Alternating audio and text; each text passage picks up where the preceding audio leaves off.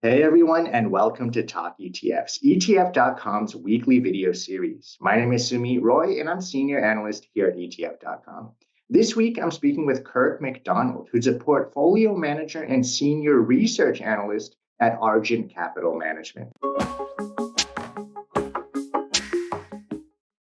Kirk, great to have you on the show. Hi, I'm super glad to be here and thank you for having me.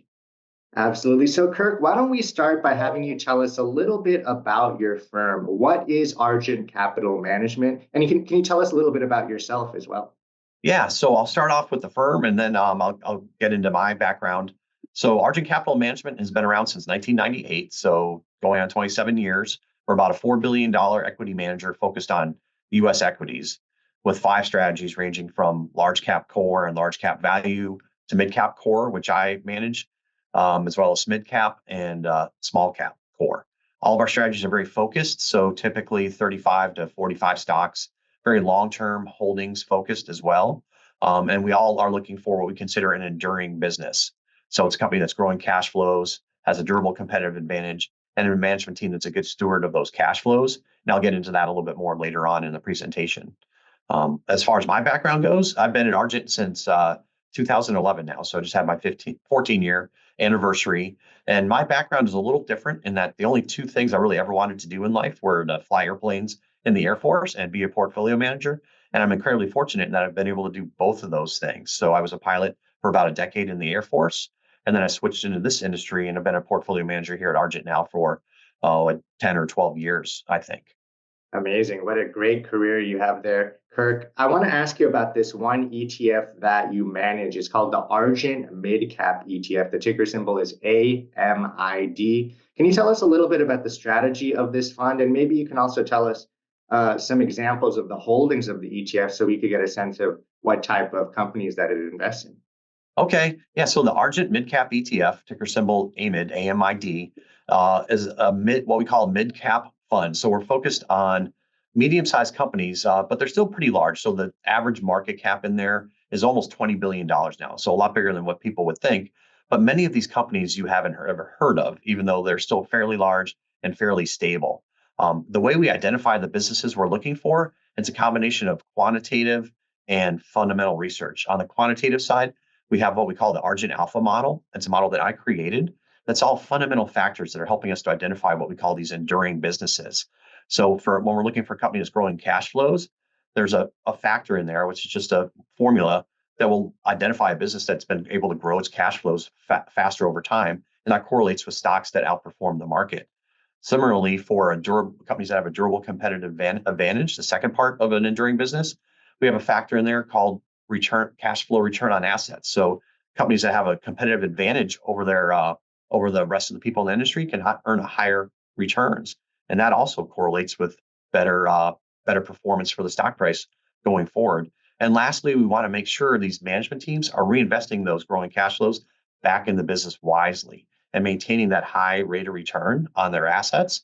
And for all the excess capital they have, rather than empire building, they return that money back to shareholders in the form of share buybacks, especially, and dividend growth. So we'll measure share buybacks and dividend growth as factors in the model. And we're looking for an alignment between those positive quantitative scores and the company's strategy. When we find that alignment, that's our nirvana. That's where we get the best possible results. So it's this combination of quantitative and deep fundamental research to really understand the business and making sure the two are aligned. So it's like a nice check and balance on each other. Kirk, we talk a lot about the markets here at ETF.com, and in general, we focus on large caps and then every now and then small caps as well. But it seems like mid caps kind of get lost in the shuffle. You don't hear that much about them. Why do you think that investors should pay attention to this space? Why should they include mid caps in their portfolios? Yeah, being a mid cap manager, I oftentimes feel like somebody that gets stuck in middle management or you get stuck in the middle of nowhere because nobody's ever thinking about mid cap stocks. But they're really the sweet spot of the market. Over long time frames, they've outperformed both large cap stocks and small cap stocks, and they have less volatility than small cap stocks. So overall, their risk adjusted returns are better than large cap and small cap as well. So it's a good place to be because of that. And part of the reason I think is because less people are paying attention to these stocks that are in the middle. They're much more focused on the biggest stocks that they hear about in the news all the time, then of course, for years and years, people have talked about, oh, invest in small caps to get that extra oomph in your portfolio. But mid caps really are, they're companies that have proven they have a product or service that people need. They've been able to grow outside of that small cap range. But now that they're a little bit bigger, they have better access to capital. So they can issue debt, they can sell shares, and they can do it at lower rates than small cap companies. So they have more capital to invest in their business and actually grow faster than small caps. So they've been able to outperform small caps over time because of slightly faster growth. And then relative to large caps, they've done quite well because there's just more room for them to grow over time. And eventually they do become large caps as they're successful. Really interesting. Kirk, there's been a couple of narratives I've heard about mid caps. Some people who are skeptical of the space say, a mid cap company really successful, it grows to a certain size and then it gets kicked out of the mid cap space, graduates to large caps. You kind of miss out on these great companies that continue to grow. Others say, a mid cap company goes up, maybe you can harvest those gains if it gets, really expensive and then plow it into cheaper companies. Is there any, do you give any credence to these ideas? No, I don't. I've been able to find that I usually like to focus on buying a company that's around $2 to $4 billion in market cap. So it's just above that small cap range. But that gives me mid cap stocks now actually go all the way up to $80 billion in market cap, which is crazy to think. But when I buy somebody at a $4 billion market cap right now, I can get a 20 bagger before I risk having to sell it as it grows outside of my portfolio. So I don't give a whole lot of credence to that. And that's why I like to focus on those slightly lower end of the mid caps and I let them grow. And like I've had a few problems where I had to sell the very successful ones. NVIDIA is a good example of that. I bought it when it was a mid cap. And then, of course, I had to sell it as it became a magnificent seven. But actually, I'd love to have those problems because it means my investors have made quite a bit of money.